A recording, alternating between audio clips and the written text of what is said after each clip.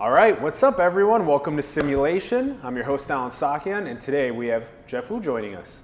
What's up, my man? Hey, I like the program. Thanks for having me. Yeah, this is I appreciate it. You already like it. Yeah, I haven't started yet. He likes it. Good stuff. It must be because we wrote your name and welcome on the whiteboard over there. And you're educating the world, right? I appreciate, more and more folks and platforms just putting ideas out there. So I appreciate the work. We were just talking about how interdisciplinary the show is. Just having conservative think tank Heather McDonald, now having Geoff Woo with nootropics and biohacking and ketones and all this cool stuff, enhancing human performance. It's just, every day is just these kind of different areas of expertise around the world. And let's make the goal, the mission, let's make scientists, educators, and entrepreneurs as impactful in the world as athletes and entertainers. Yeah, amen to that. I'm down for that. Let's do it. It's so deserved over time to finally have gotten to the point where people care more about it. So we have a great program, Enhancing Human Performance. Geoff, maybe tell us a bit about your background. You were computer science at Stanford, then you started a company, Glass Map. Yeah. And then how did you go from computer science to enhancing human performance? Good question. As you mentioned, I studied computer science at Stanford, specializing in distributed systems. I think obviously in my first company for Glass Map, I applied those techniques for figuring out and developing a really battery efficient algorithm to track location across mobile devices. And we ended up selling that company to Groupon in 2013. So it was a great first journey through entrepreneurship. I believe I sold the company just before I turned 24. Hell yes. That is what I'm talking about. Yeah, I remember negotiating the terms over Christmas holidays. This is probably December 2012 and going to January 2013. But I remember, I guess for me, computer science or engineering was a means to an end. And solving interesting problems was what I always have had a fascination with. As a kid, just building Legos, getting that childlike curiosity across interesting problems. And one of the interesting problems I always had fascinated me was this notion of enhanced humans. I don't know if this video game Deus Ex, where you could install bionic arms, eyes, increased senses. Seemed like a very cool future. I never thought that I could, do my career in this space. But I think that's kind of like a later connection of the dots. But when I was at Groupon, I knew that a big company wasn't my cup of tea, and realized that a lot of my cups of tea. Yeah, cups of tea. I do like tea. Black tea is great, and green tea is great. But I knew that, just looking around, like Silicon Valley, all my smartest friends were making computers better, they're making robots better, they're making AI better. And there was a sinking notion that why aren't the best minds in the world focused on making humans better? Mm-hmm. And I had, and that might be like a very altruistic goal, but from a personal level, I just wanted to be smarter. Could I learn faster? Could I be smarter? Working memory. Yeah, working memory capacity, reactions time. These are some measures in psychometrics for early signals of intelligence, and that got me down the path of this broad online community around biohacking. Can we hack ourselves with Russian Alzheimer's drugs, illicit compounds, everything in between? What was that first one? There's compounds like Noopept or paracetam that are used in Russia or as Alzheimer's therapeutic. And that work? I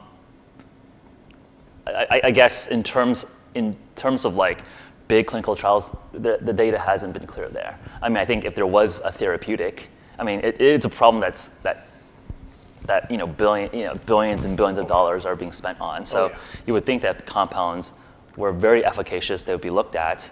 But I think there's, on the other hand, these compounds are open patent. So one can make the argument that there isn't the incentive to run, a $1 billion, $10 billion RCT, phase 1, phase 2, phase 3, FDA clinical trial to show efficacy in America for Alzheimer's use. So the skeptical side is there's no strong, robust data, randomized controlled trials on these such compounds. The more optimistic community could be like, well, yeah, in some ways these are open domain. One cannot patent them. Therefore, there's not the economic incentive to look and invest into these compounds. Mm-hmm. So, but I think in terms of the animal models and some anecdotal and early human data, like there is some reasonable data there to suggest that something might happen there. But anyways, I think that's just like a small slice of compounds that are interesting. But there was a huge community of people and rapidly growing community of people talking about nootropics, which is an umbrella term for smart drugs or cognitive enhancers, and reporting interesting N=1 reports around feeling subjectively clearer, feeling more productive, and that kind of intrigued me as someone that wanted to tap into that. And there is, as I mentioned before, some reasonable literature building across certain types of nootropics. Not everything, not saying that everything that says that one purports is good for your brain is good for your brain. I mean, I think you gotta look at specific compounds. Yeah. But that was enough to get me interested in essentially creating like the first versions of what is now called HVMN, but at the time was a service just to like make nootropics easier to access. Because this was in 2014, I was just importing bags of white powder from Alibaba, just like looking at, okay, New-Pep seems interesting, Paracetam seems interesting, like Bacopa monnieri, some of these botanical compounds seemed interesting. Some of the reports, the research looks pretty reasonable. Can I start pulling together and experiment with myself? Yeah. Some guinea pig testing on yourself first. Yes, yeah. Which in retrospect was a little rash and aggressive, but I think in some ways also responsible in some ways. Like I do it to myself before making a service to do it to other people. Correct, yeah. But that got me down the path of looking at humans as a platform. And obviously, now with 4 years being in business and really scaling up and becoming a lot more formalized and rigorous, I think my systems training in computer science really applies itself really well to applying engineering principles on the human platform. Yes. So what I think we're doing now is, I think one analogy I like is what we're doing now is the same cut of cloth as the homebrew computing club hackers, these garage hackers on silicon in the 70s and 80s, tinkering with GPUs, CPUs, hard drives, making beautiful systems with silicon. That same creative hacker ethos is going on in the biohacking community with tinkerers on human bodies, with implants, with constant blood panels, for example, or like headsets that like zap your brain, or compounds, ketones, nootropics. But of course, the homebrew computing club hackers evolved and formalized into software engineers, hardware engineers, electrical engineers, and they're running some of the most impactful companies in the world in a very rigorous way. Yeah. And I see the same thing happening with biohackers. Yes, there is some crazy shit going on. I don't know if we can curse on this program, but totally. There's some shit crazy, ass bitch. Hell yeah. There's some crazy stuff going on. Like I think one needs to address it. Like people talk about microdosing LSD. Taking off-label Alzheimer's drugs is not the smartest thing, perhaps. But the industry will formalize and become more rigorous. And I think there will be human performance engineers just like there are computer engineers today. I love your vision. You're explaining the technology and computing boom with analogous to the biohacking boom that we're about to experience. And I totally feel it. I totally see it. I'm totally all over it. It's been happening since I was mentoring at IndieBio, seeing all of their craziness, what they're up to, hearing about this from people like Tim Ferriss, from people like Josiah Sainer, Ryan Bethencourt, all these guys, and now you as well. I'm really happy that you're taking these like engineering principles that you've learned and you're applying them to what you're experimenting with yourself and with what you're doing at HVMN. So now we're at the point where you're getting some stuff from Alibaba. You're kind of testing it on yourself. Yeah. do you feel like, I mean, I guess first of all, there's the necessity to want to wait a couple days at least between dosing up on something, just so that you can maybe give your body a little bit of a break in between trials. But did you feel, and it's so tough because subjectively we don't know when it's placebo or not. So how do you figure all of that out as you do this? Yeah, so what engineering means to me is being quantitative. If you can't measure it, how can you optimize it, right? Like engineering is sort of defining some sort of objective function for a system that you want, that is designed for some purpose, right? So the more useful it is at that purpose, then you're fitting some sort of objective function. So for nootropics, for example, it is, cognition. And what is cognition? Well, there's components of being smart, which, most psychologists or would classify as, working memory capacity, reaction time. There might be attributes of resilience, resistance to fatigue, for example. Emotional intelligence. Yeah, I mean, I think those are like more and more fuzzy, right? Which kind of gives you a little bit into the psychedelics, gets you a little bit into the vibes and more of people and that kind of stuff. Yeah, I think there is definitely some quantitative way to understand that. But I think for sake of simplicity, some of the things around reaction time, for example, are just easier to understand, easier to study, right? Like these, you can actually just measure yourself as opposed to going too fuzzy. Yeah, maybe working memory could get a little also easier to exactly. measure, So just as we're talking about it, like there are just designed tests that are in psychometric labs that just showed different numbers, how many digit span. Are you bringing these in, the psychometric tests, along with nootropics? Exactly. So that's how you actually build up, quantitative data on what you're doing. Otherwise, then it's like, yes, subjectively I feel better, or I don't know. Then you can play like placebo or not. Like we're just like BSing each other. So I think refer to the RCT data, refer to actual quantitative results. And walk us through randomized controlled trial. Walk us through that. Walk us through the psychometric tests that you're doing. So how do you even structure 10 or 50 or 100 people that are doing this? What are they taking? Walk us through what are the measurements that you're doing before and after? Yeah, randomized controlled trial, short RCT, is known as the gold standard for clinical trials. It means that the randomized part means that if you collect from a population of people you're testing on, you randomize them into treatments, right?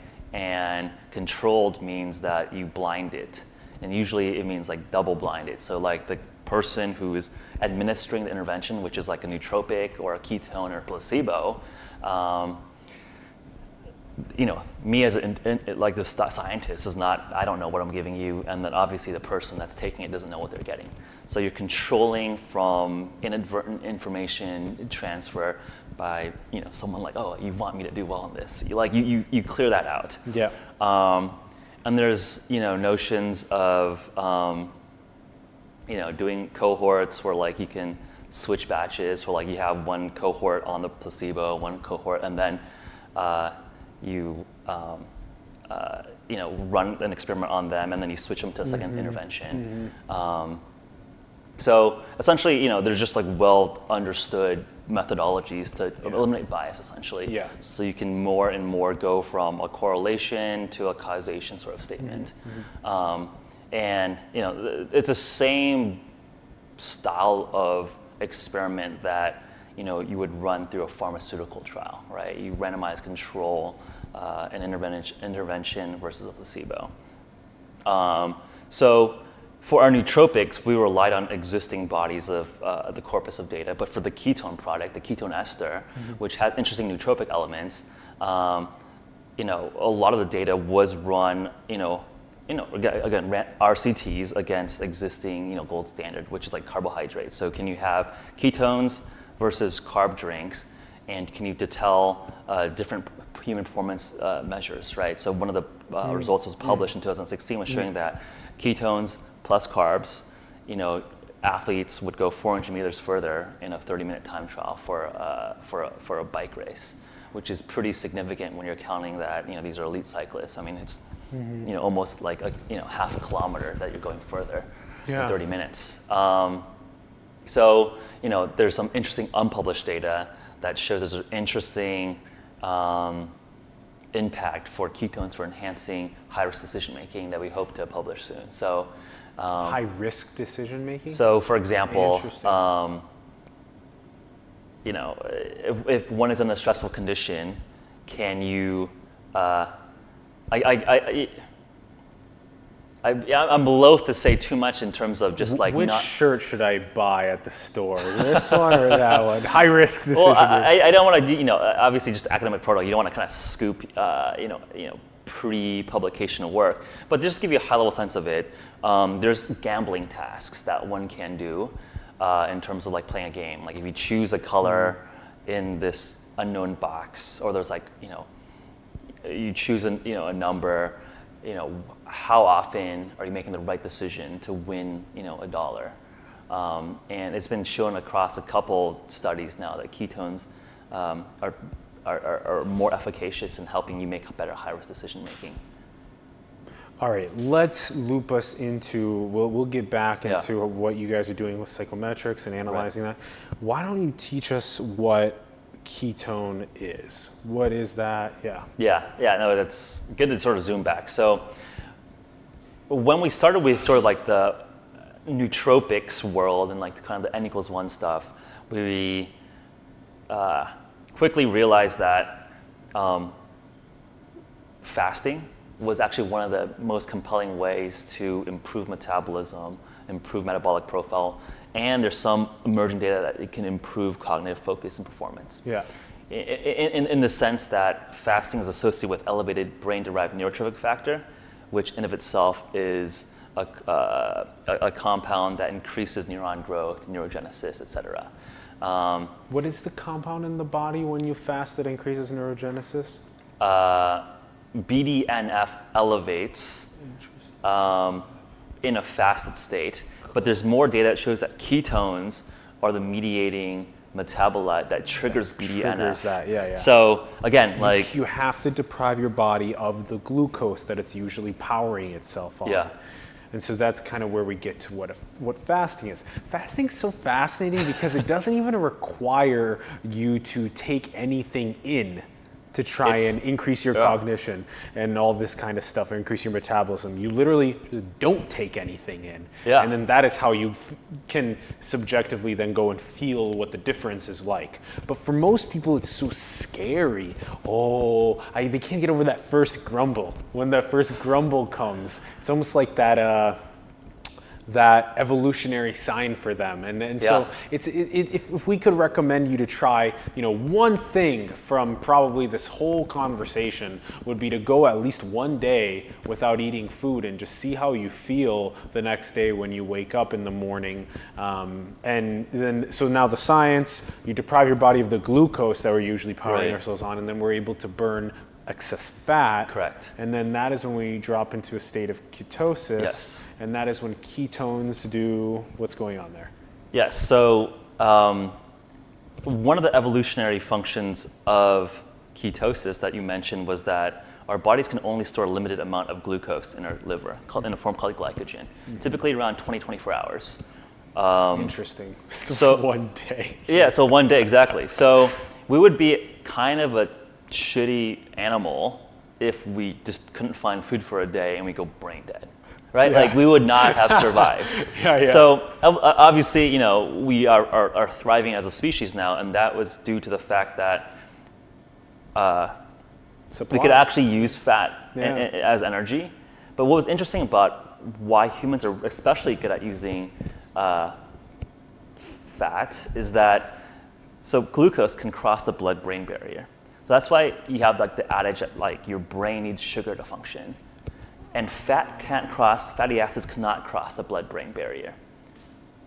So what happens? Well, humans evolved to be actually one of the best animals at using ketones is because our fat gets converted into what are called ketone bodies in the liver, into things called beta-hydroxybutyrate, acetoacetate, and there's a third ketone body that's sort of like a waste product called acetone.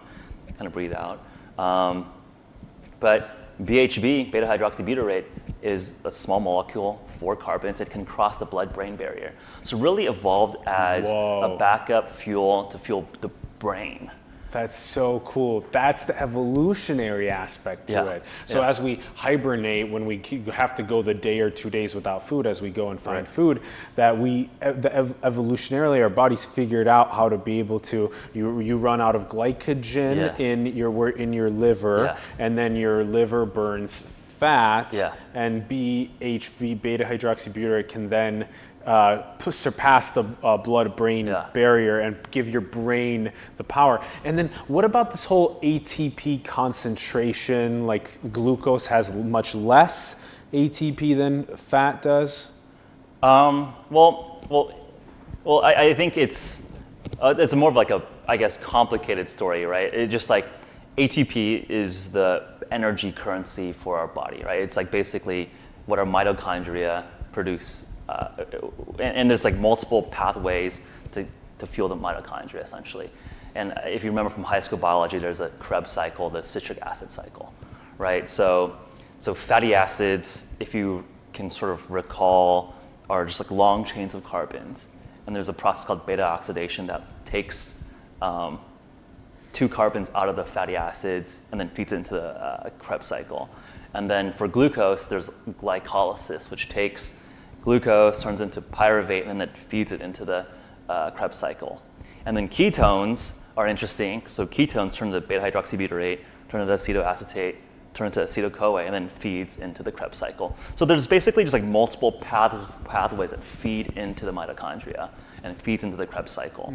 So the interesting point, which I think you're getting to, is that ketones are 28% more efficient than glucose per unit oxygen. So you get more work done, more power generated, if you will, from a ketotic state in the mitochondria versus a glycolytic state in the mitochondria. Per oxygen molecule, because these are all aerobic respiration processes. Per oxygen molecule, 28% more energy efficient to burn fat than to burn ketones specifically. Ketones, than it is glucose. Interesting. Yeah. Okay, so then after doing all of this, then you realize that maybe then now if we can figure out how to get a ketone drink, all this good stuff, and then test it, now we can maybe get into the psychometrics as well. Yeah, exactly. So that's where the story gets interesting. So fasting, one of the most robust interventions to extend perhaps longevity, to improve metabolic markers, and reduce signs or causes of morbidity. And that's been, I would say, pretty robust, right? Fasting / caloric restriction.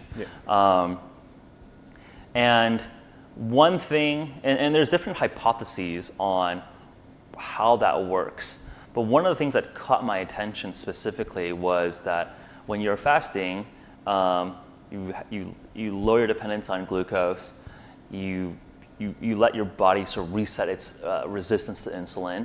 And then there's this interesting notion that your ketones kick up. And there's a lot more data, this is like cutting edge of physiology now, that shows that ketones are an interesting signaling metabolite for BDNF that I described before, but also triggers pathways associated with longevity like FOXO3, and some implication on the sirtuin pathways as well. So that got me thinking, is fasting, what is the magic when you don't eat? One of the interesting things is that ketones rise. Can we just go directly to that and hack our ketone levels? So that got me looking into technologies that one could come up with to attack that specific pathway.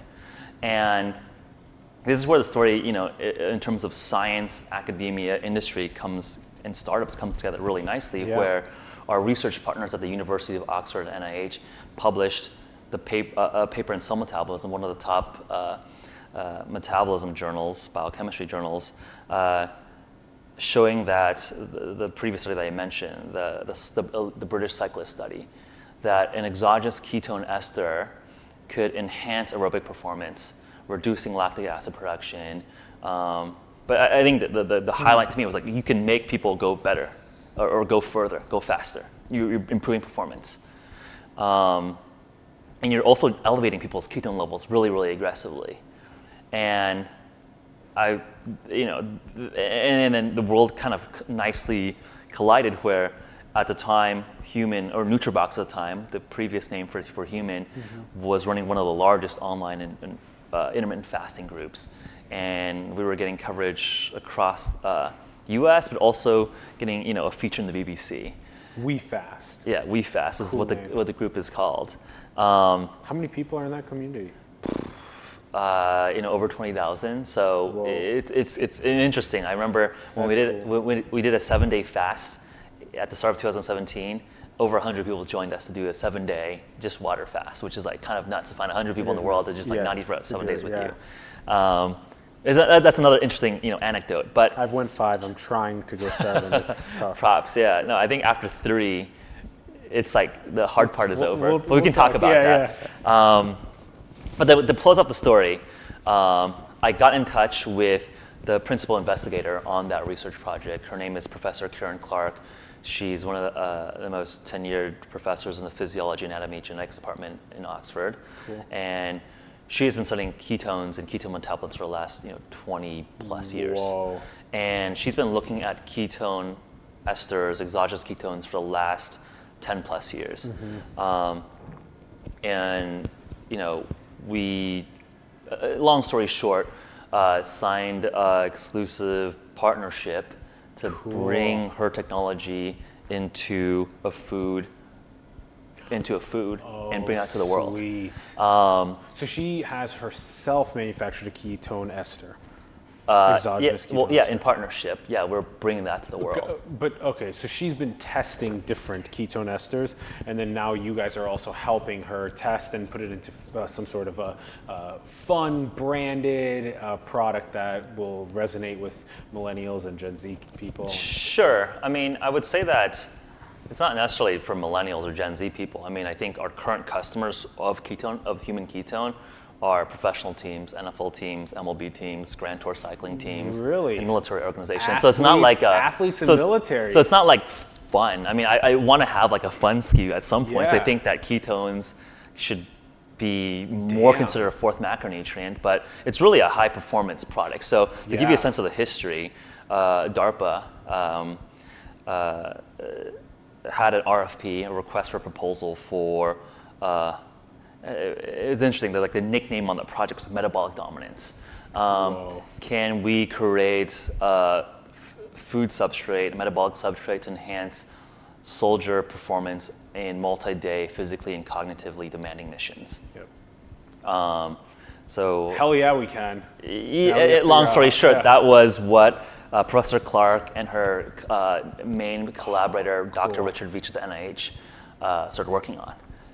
Multi-million-dollar grant, animal studies, human studies, safety studies, pharmacokinetic studies, going through the FDA process from, a research chemical, that used to cost, $25,000 to produce like a drink. Used to cost that much for ketone? Yeah, so with, it used to just be super expensive. To something that now you can just retailing for $30 a drink, which is still expensive, but hopefully still working that cost curve. Is it like being kind of made in the massive bioreactors, these breweries? Is that kind of where it's? Yeah, no, that's a great insight. So that's actually one of the technology changes that we're taking advantage of. So most organic compounds are made through a petrochemical process, right? Like you basically refine petroleum. And some of the lighter compounds are smaller carbon chains, right? So the interesting thing with ketones is that, specifically beta-hydroxybutyrate, is that it's a chiral compound, meaning that there's an L form and a D form. So they're kind of like mirror images of each other. And that's like a common property across a lot of organic compounds. I know nothing about organic chemistry. But at a high level, think of like left hand and right hand. You cannot overlay them together unless you like flip it, right? So like, they're the same 5 fingers, but you can't stack them. Sure. So your body, your liver only produces D beta hydroxybutyrate. So L form is. Is it useful at all to the body, L? So there's some open debate on that. So our research lead, Dr. Brianna Stubbs, showed that it doesn't really get metabolized, so it kind of just hangs around in your system. Some researchers would say that the L form has its own unique signaling properties and might get converted into D form. The other school of thought is that it's bad for you. It it disrupts uptake of the BHB. I don't think that story is fully resolved. I mean, let's look at the data. But anyways, there's unknowns around the LBHB, I think, is scientific consensus. Oh, you're so lucky to have them at Oxford and NIH. This is Yeah, no, I mean, I think it's... great job scoring them, yeah. I mean, I think it's been a wonderful partnership. I think it's really, it's elevated the rigor of our process. Yes. And I think, conversely, I think we're able to also just turbocharge the speed of industry, of Silicon Valley into kind of like a slow-moving academia, right? So I think it's like a great partnership, on both ways. But yes, I mean, I guess, so one of the complications, I think, of the chemical process is that getting only DBHB is important. So that's an expensive process. So addressing your initial point, yes, you basically DBHB, beta hydroxybutyrate, the D. Yes. That's okay. Now that's what you want. How do we get that? So one of the recent advances that is you can use genetically modified organism (GMOs) to ferment from sugar or other starter material into the exact form of the organic compound. So you can genetically modify sugar or yeast? You genetically modify E. coli, yeast, other factories essentially, and then put it in like a self-replicating environment. And that's how we're starting to bring down the costs. Awesome. Yeah. Okay, cool. And so this is kind of what percentage of the company HVMN is focused on that aspect? Well, we see Ketone as the future of the business. So it's almost 100% then. Well, I mean, I think, we created a multi-million revenue business off of our nootropics products, and that's still an important business line for us. But moving forward, the data, the science, the depth of what we can do with ketones is super exciting. So it's, kind of like expanding out the mission to encompass a little bit more than just nootropics. Yeah. So let's tell us about you said athletic teams are using it, other peak performers are using it. Who's using it right now? And then what were those psychometric trials like for you?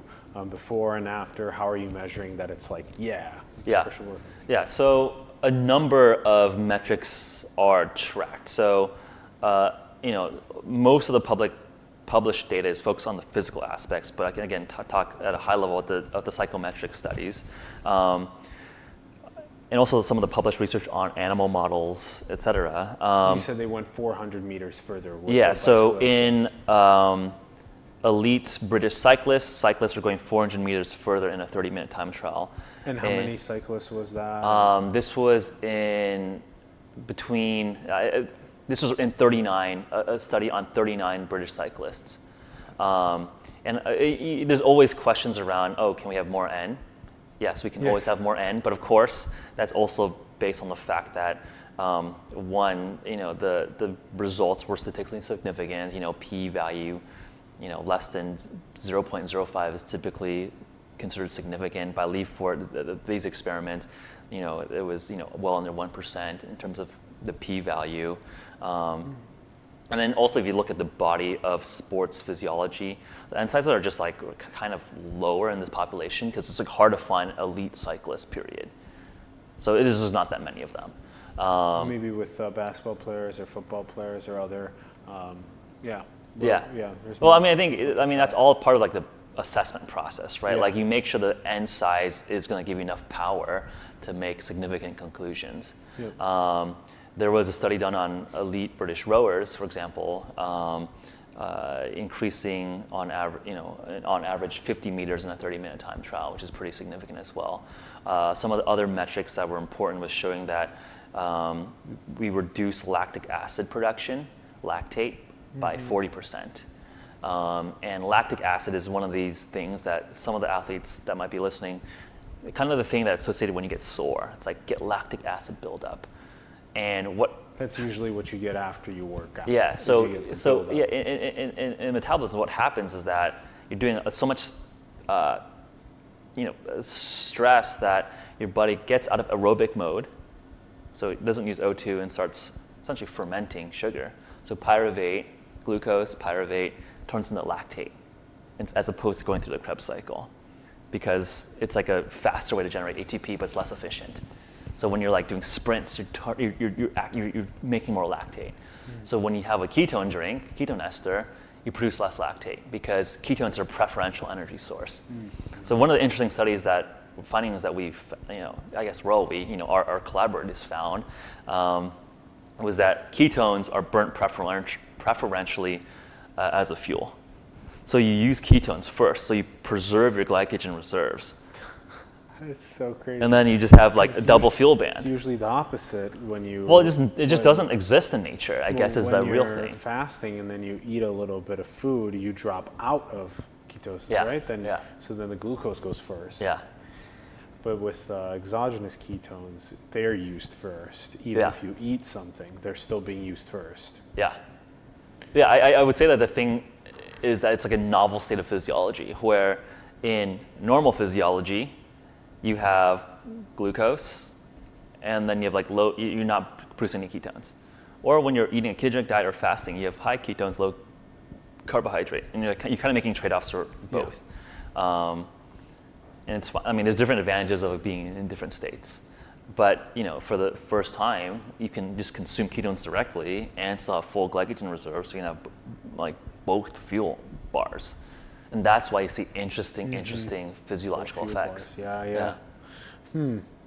Okay, so what does, how many teams are using this now, your product? Yeah, so during the NFL season, which wrapped up, I guess, a couple months ago, we had a couple NFL teams using it. We're working with the spring training. A couple MLB teams, baseball teams are ramping up on it. Awesome. But currently, right now, it's like in the middle of Grand Tour cycling season. So we're working with a lot of teams in Grand Tour cycling. So these are the teams that compete in Europe on the Tour de France, etc. So I am a MLB team or an NBA team or any sports team. What is the person that does the business development for Human? What do they pitch? What do they pitch the science? I mean, I think. What do they call it? They call it enhanced performance through. I mean, ketones. I guess enhanced performance enhancement is obviously touchy in the sports world. So I guess the caveat, the whole conversation, this is WADA compliant. It's what compliant again? World Anti-Doping Agency. So we actually. World Anti-Doping Agency, WADA. Yeah. So like That's the reason why you can't like eat testosterone or whatever is because of WADA. Just imagine some bros just chugging testosterone. You probably can't take it orally. Yeah. It will break down. So just to say, like, just the proper disclaimer is, this is considered a food ingredient. We think of it as comparable to a glucose drink, right? You can drink energy from glucose. That's a good way to put it. Well, we now have a way to drink energy in the form of ketones. Yeah, exactly. It's a good way to put it. I think that makes really good sense. Yeah, it's a metabolic substrate. So it feeds into the mitochondria. If you just call it a ketone drink, I think that's what you do. Yeah. That's a pretty good way to put it. Yeah. Same way you can get a glucose drink, just get a ketone drink. So I think we've been relatively lucky in the sense that there's a huge exponential increase of interest in ketogenic diets, ketosis, keto, right? So especially the strength and conditioning coaches at these elite organizations, they're there for a reason. They know what's up. So it's been a relatively easy sell, and especially what we've found is that there's a lot of ex-DoD military guys that worked with like the tier 1 special operators that were aware of the DARPA program in the early days that have now moved into the private world and are the lead S&C coaches for NFL teams, Huh. and baseball teams, and all this thing. So it's been lucky to sort of just tap into that old network of the folks that are aware of the interest in the special operator community, and then getting into the network of hey, who do we know that would be interested. So that's been like a kind of an acceleration of just like educating people. And the future goes beyond athletes and military. It goes to even the general public as well. You're at the gas station or you're at the convenience store and you're seeing a ketone drink on the shelf, human ketone drink, and you purchase it for hopefully $3 to $5. Yeah. Hopefully, and then you can level up both of your bars, fill them both up, the glucose and the ketone, and then. Well, that's definitely our hope. So, we used to make sure that we can make sure that it works well for the athletes. We're just starting to roll it out broadly, and then two, I think there's definitely some potential there. There was recently a paper published by our collaborators at Oxford and University of British Columbia showing that a ketone ester drink reduces glycemic response compared to placebo. So if you drink a sugar drink, so this is how one diagnoses people with diabetes, for example. You drink a sugary drink, your glucose, your blood sugar spikes, and then it doesn't really fall because your body can't handle sugar that well. That's diabetes essentially. Well, with a ketone ester, right before you drink a sugary drink, your glycemic response is lower. And Cool. It also increases different measures for insulin sensitivity. Yeah. I think there's another whole interesting discussion around ketogenic diets, fasting talk for about that for a metabolic bit. syndrome, Yeah. diabetes. Yeah. So there's drink a ketone drink before you eat a chocolate cake. I think that would be quite sensible. I think the data suggests that it is so. Another paper that was published in November showed that our ketone ester drink reduces ghrelin as well. So ghrelin is the appetite hormone. Huh. So if you drink Cool. a Good. ketone drink, maybe you don't want to eat that Suppress it. sugary Exactly. dessert. Yeah. So yeah, I think there's clearly the published data is most robust around the athletic performance case. Yeah. And we're starting to explore All additional the use working cases. memory and all the Yeah. other things that we were talking about earlier. Yeah, because I think it's if you're affecting metabolism at such a fundamental level of just you making your mitochondria more efficient, there's obviously interesting downstream paths that we can start hitting. It's really hard to quantify metabolism, right? Yes, but I would say that yes. Absolutely. But I think interesting ways to start looking at that is, can we understand people's fasted blood glucose? Can we understand people's H1BAC? These are markers for how much ambient glucose sugar is floating on our systems. So, yes. If this is an area that I think I'm curious in. Are there biomarkers for something called autophagy? The discoverer of autophagy won a Nobel Prize in 2016. And autophagy is this notion of your body recycling itself. When in a fasted state, it ends up kicking into autophagy, and a lot of the benefits of fasting and caloric restriction for longevity is often attributed to the notion of autophagy. Yep. You're breaking down kind of damaged cells and reusing those parts. There's not really a good biomarker for autophagy that I know of, that I think consensus knows of. So there are just more work to be done there. But yeah, I think going back to the original stated question, what is the discussion of diabetes with keto, with fasting? So it's an interesting discussion. So it's basically a philosophy of what is the core root cause of diabetes. So one gets diagnosed with diabetes if you have elevated blood sugar, right? Your blood sugar is too high. So what happens in the body when you have high blood sugar is that it releases a hormone called insulin, and insulin is the hormone that basically jams or sticks glucose into its cells. So you need insulin to absorb glucose. So why does this break in diabetics? So the traditional treatment of type 2 diabetes is the addition of more insulin. It's the notion that, okay, so for some reason the insulin is not triggering enough sugar to be consumed or taken up by the cells. Let's inject more. And if you're on that sort of pathway, you never sort of draw back on the amount of insulin because you essentially associate your body to insulin resistance. You need more and more insulin for the same glucose response. So there's actually quite a bit of work around this notion that that's actually the wrong strategy to treat diabetes. What if you're essentially giving an alcoholic more alcohol if you understand that diabetes is an insulin resistance problem. So what if you feed or do it nutritionally through a ketogenic diet, which is a diet that's 80% fat, very, very heavily fat, moderate protein, no carbohydrates. So you don't give the body glucose, or you do through fasting where you just take away, all macronutrients. Does this allow your body to get used to having a lower insulin state so your body can readapt and get more insulin sensitive? So this is not just a theory, and it's not my theory. There's actually a number of interesting resources to check out there. So Dr. Jason Fung, a clinician-based, a nephrologist based in Canada, runs a clinic and has treated thousands of diabetics through a fasting approach. And there's another company based up in Silicon Valley called VertaHealth, where it's an app that coaches people through a ketogenic diet.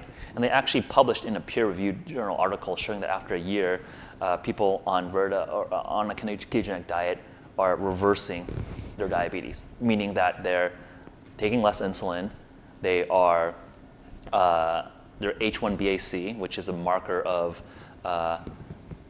kind of like glucose. It's like a running average of how much sugar is in your blood is lower.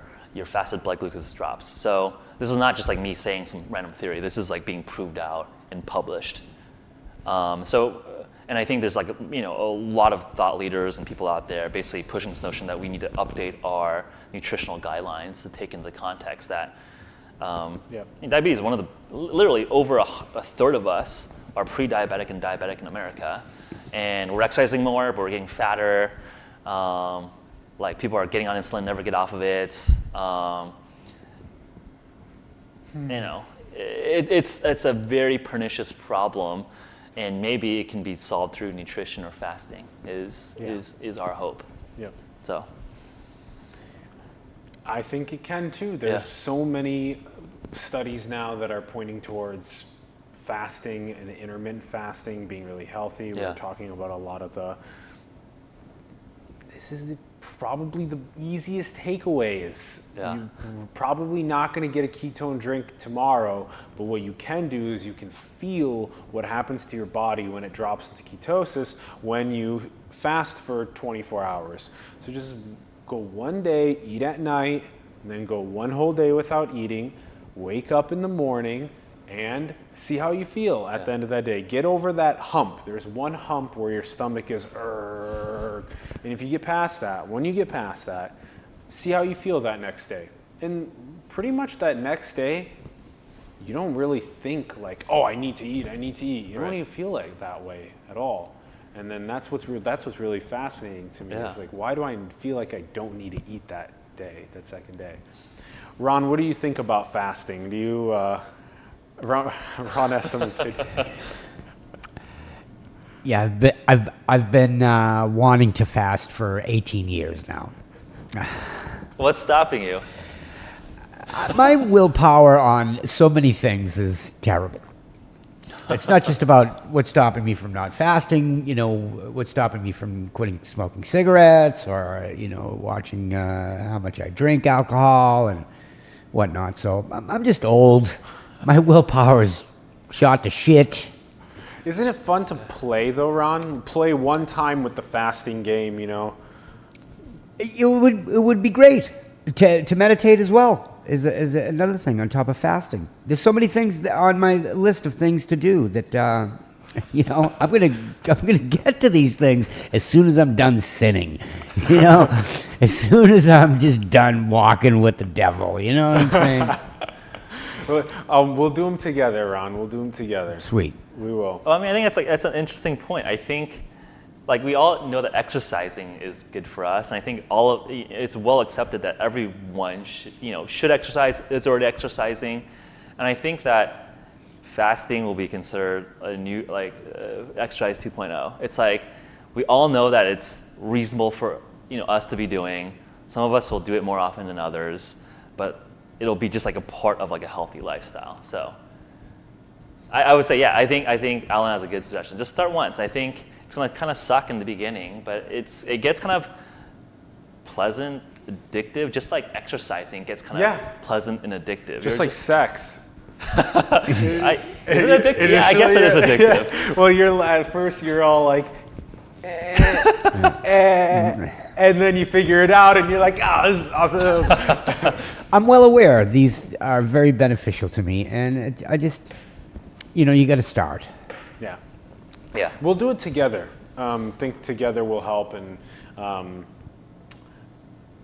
that's a really good takeaway, and I hope that we can share these sorts of guinea pig experiences. Isn't it strange going through life without tampering with the cultural norms that we abide to every day?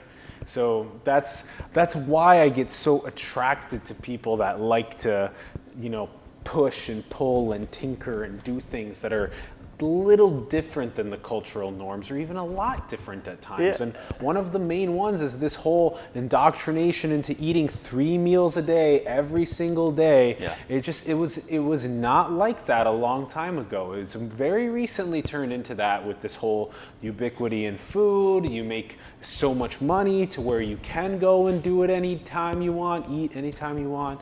So it's a very cool thing to pull the plug on one of those societal norms and just, how do I feel? Yeah, no, and I've actually looked into the history of this. So I think you put up exactly the right point. It is a recent phenomenon that we have 3 meals a day. Like, why does that exist? Is this some like heaven mandated truth? It's like, no, it's actually an industrial revolution artifact. Mm-hmm. Like, we were factory workers and we needed to do multiple shifts of 8-hour shifts a day. And the most efficient way to do that was like fuel you up before a shift, get a break in the middle, and then and you eat again, and then at the end of the second shift, you eat, and you're exhausted. There's your 3. So if you look at Roman culture, 1 large meal a day. A lot of East Asian culture center around 2 meals a day. Yeah. And it's like the same, I think, realization that, we're not factory workers anymore. We're not farmers anymore. Like most of us, if you're watching this program, you might be at work, I don't know, but like a lot of us are intellectual workers now. Yeah. And I argue that all of us will at some point be intellectual, creative workers. Like, you're just not gonna have a physical job anymore. Like, sorry, like. The fridge, dude. The fact that there's a refrigerator that you can go and open up and access at any point you want that's in your kitchen. That changes the whole thing. Like you were saying, when you're only eating that 1 meal with everybody at dinner time in Roman history, you're finished that meal, you're full, and you go and you're from whatever 6 p.m. until midnight, there's no option for you to go and access a fridge that has food in it. So you wait until the next day. What do you do when you wake up? You go and run your errands, you do some physical exercise and stuff, and then you're basically intermittently fasting throughout the day. And a really good way to intermittently fast is just take a 6 or 8 hour window of time from, you can only eat at noon and 8 p.m. or noon and 6 p.m. or something. Yeah. And when you wake up in the morning, don't eat at 12, and then eat again at 6 or 8, and then don't eat again at night. And just that window, that puts you on an 18 hour or 16 hour don't eat window and an 8 or 6 hour eat window. And that's intermittently fasting, which is also very interesting to throw our bodies into this process, see what happens. So can I use a ketone drink to replace as a meal replacement as well, or no? That's a good question. So we have some interesting thoughts about that. So it is not a meal replacement in the sense that, it doesn't have, well, if you look at the nutrition facts, it is 0 grams fat, 0 grams protein, 0 grams carbohydrate, 120 calories. Yep. So just like, where's all the calories coming from? Well, it's coming from ketones. For about 8 ounces or 12 ounces? It's a 2.2 ounce little Okay. is 120 calories. And that's enough for, do we know approximately how much? So at rest, it'll elevate your ketone levels in your blood for 4 to 6 hours. And if you're doing intense aerobic activity, 1 to 2 hours. Got it. It'll, for the people that might know the quantitative measures, it will elevate your blood ketones to 3 to 5 millimole, which is equivalent to like fasting for 5 to 10 days. What does it taste like right now? It tastes like crazy. Chicken. It all tastes like chicken. It would be, I would love for it to taste like chicken. It tastes pretty crazy. Tastes like friedchicken.tv. Plug. It's bitter. It's kind of like rubbing, like nail polish remover, bitter. And so it's kind of like you just. Yeah, we would. And then you're done. You just shot it. Yeah, just shoot it. Yeah. Because it's not that like pleasurable to like. Yeah, it's not put on your pleasurable. It's palate the ester bond. I mean, we can talk about why taste exists, but yeah, it's like kind of chemically. It's the truth. Yeah. Yeah. And so the question about that was, what were we talking about? Oh, like fasting. Like, can we use it for fasting? So yeah. I think one of the interesting things about this is that we think it'd be a very good adjunct for fasting because it's non-insulinogenic. It doesn't like trigger a lot of insulin. And it also is an appetite suppressant through the ghrelin effect. So imagine if you can, basically as you sort of fast, use it to sort of kick you into a state. So one of the reasons why Can I drink these forever though? Well, it's safe. I mean, I think, that's something that We have to do some longitudinal studies. We'll get back to you soon. Yeah, and I think it's like that's where it gets interesting. I was going to say that one of the reason why fasting is hard is because it takes a bit of time for your body to kick into ketosis. Yeah, correct.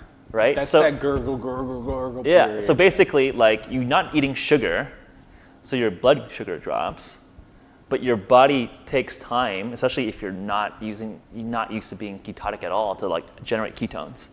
So your body sucks at generating ketones. So you could, right when you're and dropping you have down, low you blood could sugar, go so in. you just have like no energy, like you have nothing going in your brain because you have no sugar and your body sucks at making ketones because it's not used to it yet.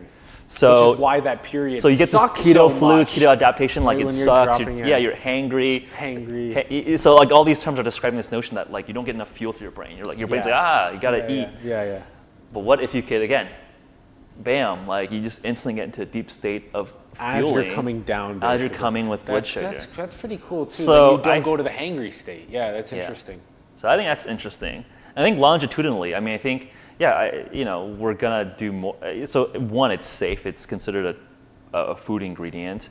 But of course, let's do more and more studies to double, triple check that it's, that one could do it every day for forever. Forever. Yeah. What do you have open investors? I mean, who are the investors, if you can disclose? Yeah. So one of our lead investors is Andreessen Horowitz, Cool. Silicon Valley venture capital firm. Congrats. They're great. Yes. We're also backed by interesting individual investors, including Marissa Mayer, Awesome. former CEO of Yahoo. Tony Hsieh, founder, CEO of Zappos. Actually, one of the more fun investors is Joe Montana, NFL legend. That's so cool. He's been helpful opening some of the doors again into the NFL. Of course. And then who did the door for Oxford and NIH? Well, that was I don't know, me. Kind of you, yeah. Good. Yeah. Awesome. Damn, this is well backed. Yeah. This is well backed. And so, what do you guys have for time? Well, because you're already at a point where the company's profitable. Or you're paying your overhead and you're still. I think it's one of those like gap revenue things. Because you still have to pay for your overhead, your employees, your Yeah, I research mean, and development. we're investing into the company. Yeah, we're investing in the company. Yeah. This. But yeah, we're throwing off revenues, sure. Yeah. Yeah. Oh, that's awesome. And so right now it's $30 for the, you said 2.2 ounce Of ketones. ketone Yeah, drink. 25 grams 25 of grams. ketone ester. And right now it's $30 for that, and that's going to mostly professional sports teams and the military. I mean, it's just expensive. I now, know, like yeah. it's expensive. Like I'm not gonna say no. It's not. You know, you should drink this every day. It's just expensive. What we'll do is we'll have to. If I knew, I would have asked you to bring one. Yeah, we could have just shot it and like measured and done it on And tape. then right here on we'll do that. We'll bring you back. We'll do that whole session. That'll be fun That'd be to fun. show Yeah. that as well. Let's run you through a couple. Do you have something else you want to bring bring to thought about human before we run you through a couple simulation questions? Yeah, well, just the last thread to talk about, how hard it is to start fasting. That's one of the reasons why we started WeFast. We realized that the community, the culture part of eating, like we're just trained to eat. We're trained to go to happy hours. Like I don't know, like do people want to like eat at like 5 p.m. and drink? Like it's fun for sometimes, but like that's just like baked into like American culture.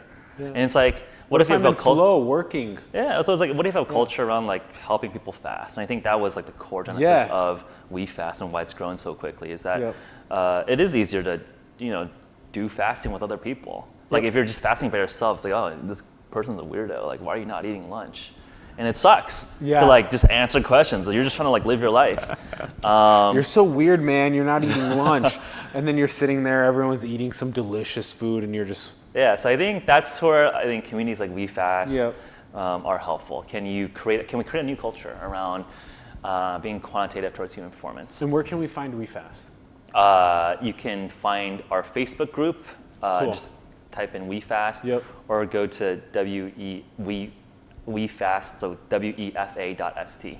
Cool. Just Google it. You can find it. You can Beautiful. join like the Slack group or the Facebook group. Beautiful. That is so important. Like you said, like we've been talking about, the first action item: join a community, get involved with fasting, talk to your friends that do it, do it for the day, and then experience guinea pig on yourself. Experience how it feels. All right, Jeff. Let's see what we got for you here. I'm excited for Let's these see what we got simulation for you questions. here. All right. Let's start you off with, how do we maximize human potential? How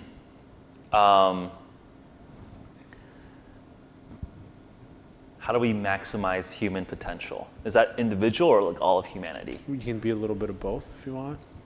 One at a time if you want. Yeah, so I think on an individual basis, I think there's a lot of culture of conforming or averaging to the mean. So I don't know. I think it's like I think like the topics that you bring on this program are inspiring people to break out of like this conformation, this reversion to the mean phenomenon in people. Like it's kind of scary to be like, I want to be the crazy person talking about enhancing human performance, or the crazy person talking about, politics or transhumanism.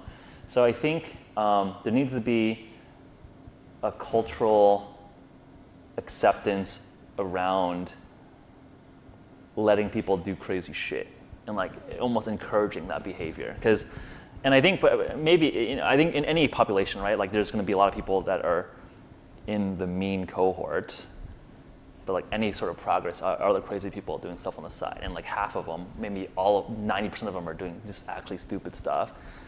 But like the 10% or the 1% of people that are doing crazy stuff, but it's actually genius stuff, that's progress, that's potential. So I guess it kind of relates to the population sample of all humans, right? You need those 1% people to go do crazy stuff to like to maximize potential of everyone.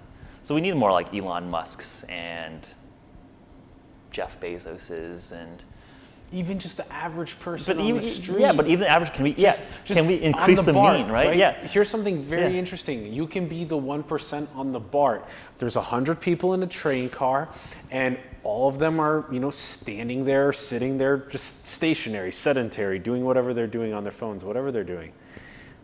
why don't feel uncomfortable to, do a little dance, move your body around, do some stretching, get the blood flowing, do a little dancey thing. I do that on the BART all the time. One time this was so fascinating. I was actually rolling my eyes, like this, because it's really good to roll your eyes around like this every once in a while. Okay. So I'm doing that on BART, right? And then I finally I blink a bunch and I look forward. And there's this group of girls that are all pointing at me going, because they thought I was possessed. It was so funny. So stuff like that. I don't know if you're familiar with Logan Paul. Oh yeah. He, again, just very, very eccentric, very weird, very different, like, doing whatevers all the times and stuff. And that, again, there's nobody else that's going like that crazy all the time and stuff. And I think you're right that empowering people to not revert back to the medium, but to empower craziness, has been bold for both business endeavors and moonshots and things like that, but also for things like Bruno and Copernicus and Galileo for science. Exactly. But I think it also just makes your life interesting. It does. Right? Like, so much more interesting. Do you want to be like the 9-to-5er that like hates their job? Right, like I think it's really sad that people hate their job. Like so sad. But like, I mean, but the thing is, like, you spend like your best hours of your day like doing something you hate. That, like, you're mortgaging your time for some money so you can live on the weekends and just like get out as soon as I understand, like, it sucks that you got to pay bills, you got to take care of family, you got to, there's living expenses. There's always work to do that will pay your bills that you love more. There's always. I would like option. to think so. So I think there's always that. So I think there's like even if you're in the service industry. Pick what you want to do in the service industry. If you want to serve tables, serve tables. Quit the job at Starbucks or wherever else you're doing. Right. If you want to sell something on commission, go and work your way into selling something on commission slowly over time. There's always a way to figure out how to do something that you like doing more than what you're currently doing in that specific industry. It's almost, I can't even think of one scenario right now, and there might be one where you're just absolutely positively stuck and fucked, and what, really nobody would hire you for 1 billion different positions on the planet? I think so. So it's good. That's a really good point about maximizing human potential. I like that. Being different, striving for that. How about, what do you think is the most beautiful thing in the world? Most beautiful thing in the world. I think someone just fully self-actualizing is very beautiful. I think it's very rare. I think, again, going back to the previous topic, I think we feel constrained to fit some sort of societal average, societal norm. But I think when you see someone just like fully just being themselves, it's just like inspiring. I mean, this could be in art, this could be in business, this could be in entertainment, right? Like, I think you kind of know it when you see it. Like when you see like a singer, they just fully, like, I'm just balling out. This is me. Like, damn, like that's attractive, right? I think it's some like sort of attractive energy to people that are just self-actualizing in a full, unbridled, unapologetic way. Yep. And I think all of us should aspire to that. Would be my hope. Gosh, that's definitely in probably my top answer of what's the most beautiful thing in the world. I do totally resonate with that. Obviously, just coming from Robbins, self-actualization. We really need to figure out how to help people become what they are made here to do, to find that meaning and purpose in life and bring it to the world. What do you think is the purpose or the meaning of life? I mean, I think there's a biological answer and there's like a philosophical answer. What are they? In strict terms of biology, we're just here to procreate our DNA and expand it to more entities just having our DNA. More rocks orbiting stars. Well, I mean, the rocks are inanimate. But I mean, it's like, I don't know, in some terms, maybe like Genghis Khan succeeded in a biological way of like ranking, are you doing well, as a purpose, right? Like he has you can ascribe like. He still has the top points rankings. I think that is I mean, it might not be politically correct, but that's definitely one way to rank it. life success, right? Like you have the most progeny out of all of humankind. I don't know, like I'm not implying any ethical, moral view on that. But that aside, I mean, I think philosophically, I don't think there's any universal objective or value system. I think, I am. Thou shalt not kill. But I mean, I think a society does kill people, right? Right? Like we there's death sentences and there's war. Like it is okay to kill some people if they're bad, right? If they can kill us, right? So there already are caveats, right? So it's like thou shalt not kill at a surface level. Yeah, I don't want to kill people. I actually don't. But then you tease into it. It's like, oh, maybe sometimes you want to, eliminate some people, threats. We'll put it that way. Ron, do you have something quick? I know. No. I mean, it gets it. No. I'm actually curious. I have no comment on the kill thing. Yeah, well, thou shalt not kill, Ron. I know you're thinking of something back there. Come on, let's throw it out there. What we kill. It's part of who we are. We kill. Yeah, I mean, I think it's just reality. It's just a fact. It's never going to go away. Well, what if, okay, it's part of who we are, okay? Evolution, okay, cool. Evolution evolves. Human psychology in essence and presence evolves away from that. Yeah, I mean, I think that's it's interesting philosophical discussion. Can we, is there a state where there's no so I think killing people is like the extreme version of extreme competition, right? Like there's always some competition. You have like intellectual battles around like businesses trying to capture market share. You have sport battles. I want to dunk on you. You want to dunk on me. I want to score a touchdown on you. But I would say that like killing someone is basically like the perverse case, the extreme case of all of competition. So I guess in one sense, like you eliminate competition, then you can eliminate the desire to kill people. But I think Ron has a good point. Like, people are just kind of competitive. It's like, I think one of the reasons why we make progress, there's some sort of competitive instinct in humans. So it's just like, is there an enlightened future where we eliminate, conflicts? I'd like to think so, but I don't know the solution. Alan, is there no killer inside of you? I mean, if you really think about it, you're 25 years old. Has there never been a thought? Doesn't it go through all of our minds? I'm going to kill this bastard. I want to kill him. I want to kill.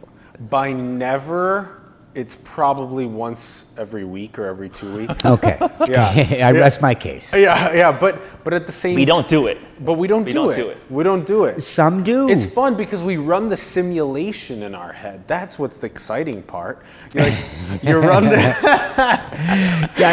the simulation and then you don't do it because you don't want to go to jail for the rest of your life. I ran the simulation at Carl's Jr. the other night. There was two punks going at it with each other, and I'm like, I'm going to get out of here before I get shot with a stray bullet.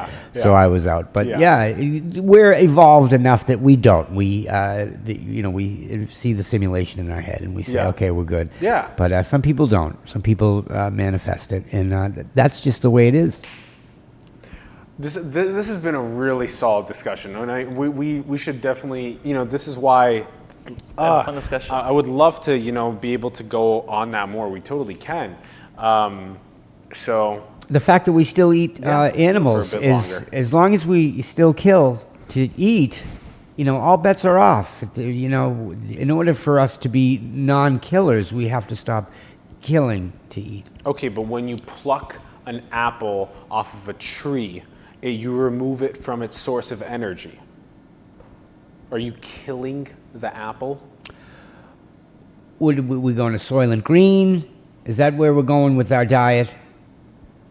I just wonder, where do we really need to get to a point where we're making everything from scratch, from human engineering, rather than from nature, because we don't want to kill even a sleeve of spinach? Or Yeah, I think that's a good question. I mean, I think that was Ron's point. Like, we kill animals for consumption, billions of animals a year. I think that's an interesting ethical question, and I think it was actually raised in Homo Deus, in Sapiens novels, that So good, we're yeah. essentially enslaving animal species yeah, and eating them. correct. Like, we are farming them, and these are like somewhat pseudo-sentient beings that can like recognize their young and their Sure. They have emotions. They do. Yeah. They do. and it's one of these things that like people don't think about it. Let me ask you this: if you had to cut out like one animal, what would it be? What would you lose in your diet? You want to start with that? I can't get over the look that I had with the gorilla. I've told this story before. If you're not eating gorilla, I know, but there was just this piercing look in this photo that my friend took at Disney World when he was traveling through their zoo area, and he took this photo, and he showed me the photo, and I don't think he noticed, but I zoomed all the way in on his photo to the gorilla in the corner of the photo. Yeah. And the gorilla was looking right at the fucking bus that was moving, and hit basically almost right at the lens, right, of the passengers that were all photographing the area. And the gorilla was just looking like this, and you could look in the gorilla's eyes and you could just see that the gorilla knew what the fuck was going on. That they finally had become conscious enough to realize that you're just a tiny bit more intelligent than me, and you figured out how to build this world, and then you put me here. And then the argument is, of course, oh well, then they live longer, they live healthier in the zoos, they live blah blah. Yeah, it's a conversation for another day. This is probably something you and I can talk about one-on-one. Yeah. And who we are, as regards to who we look at these primates and who we are when we look at spinach. Panpsychism is interesting, and if it's going to be brought up, it's something that I don't think we really. I wish I was broccoli. That's broccoli. I mean, who says that you don't think you're broccoli? Right? Yeah. Anyways, I prefer for you to affiliate me with broccoli. You can call me broccoli from now on. Yeah. Okay, so good. That was very solid. Now let's do this question, because this kind of led to where we're going. What do you think about 8 people having as much wealth as the bottom 4 billion people?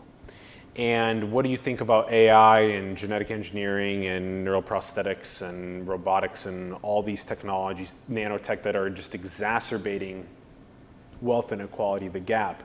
Even though Pinker's right, everybody's coming up over time. What do you think about that gap, and what should we do about it? Yeah. I mean, I think there's an historical argument that when you have that kind of income inequality or just wealth inequality, you get revolution. Yeah, the Great Leveler. Right. Yeah, Walter Shadow. Great book. I mean, I think you have one of the endpoints of capitalism, assuming that, the best people that are acquiring capital get better at acquiring capital as they kind of vacuum up more and more power and influence. Then I think you see the end stage of capitalism, essentially, right? Keep going. What does that lead to? You see the little vacuum, right, of like get better and better at capitalism, more and more vacuuming. What happens then? Well, I mean, I think you just take the projection in the future. If you continue on this path, right, you just have one Uber guide, and everyone has all the wealth in the world, and everyone else is like a peon. So obviously, I think not many of us want to live in that civilization. I mean, I think speaking towards I think it's. I don't know don't think there's like a defined answer to what is a utopic society essentially, or what is like an ideal society. But I think, as an industry working on human performance, I think what we can do is make sure that we bring the technology in a market in a way that's responsible, right? Like, it's not, I think there's some technocrats who just say that technology is a democratizing force. Like, look at the smartphone. It used to be for, an $800 iPhone that rich people can use. Now there's like Android phones for $10, and people in Africa are like doing mobile banking. So it's going to be like a obvious path for good. I don't think it's inevitable. I think that it takes industry, government, regulators, people to work together to democratize access. So I think that's something that we should be cognizant about. Build technologies and make it available for everyone. And I guess the answer to the question directly, like, do I think that like the current status quo is optimal? No. I think. What patchwork would you do? What patchwork would I do?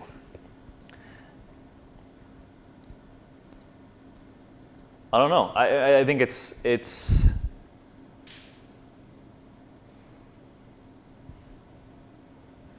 I mean, I think that the obvious solutions don't seem to work that well, right? Like the wealth redistribution or taxing, who gets to allocate that resources, is that even well done, right? I think that's like the argument that more conservatives would say. You tax the rich people, give it to the government allocates resources.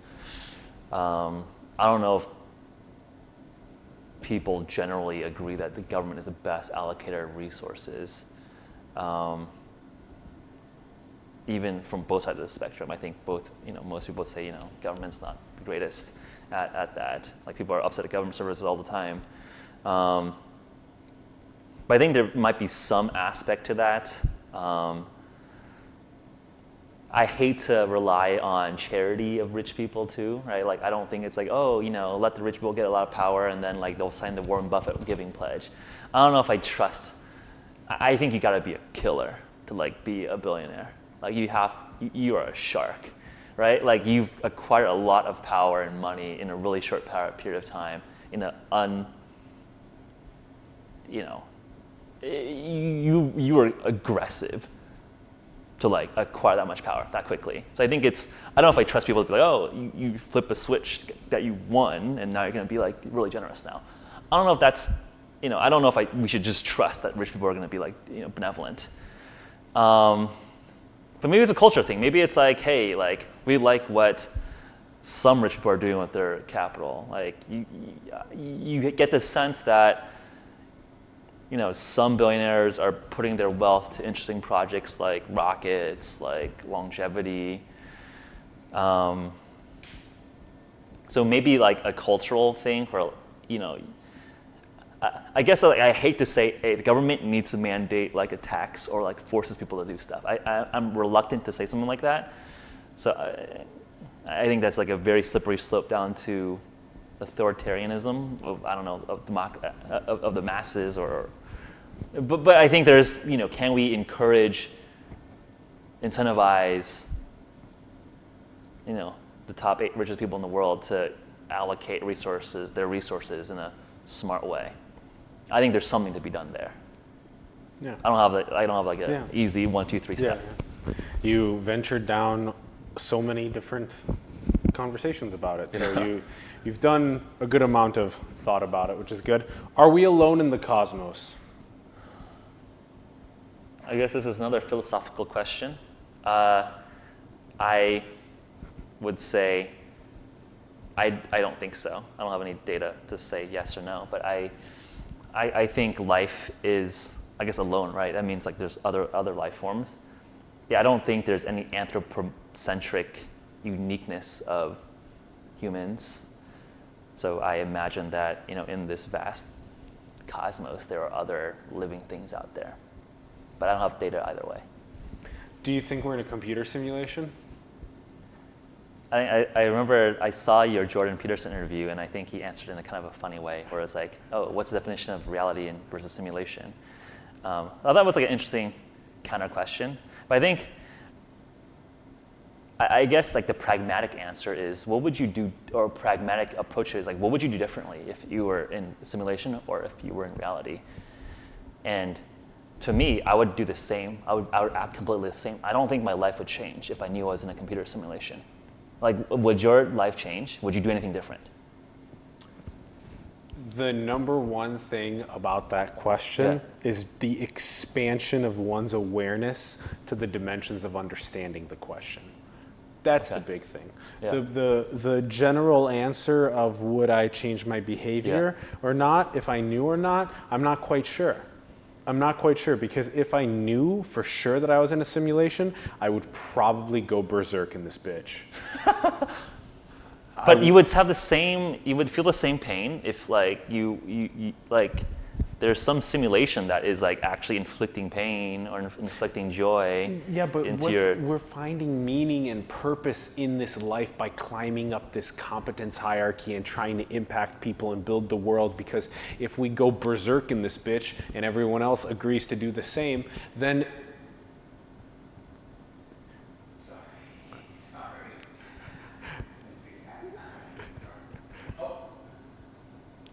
we're good. One sec on the audio. We'll be right back. All right.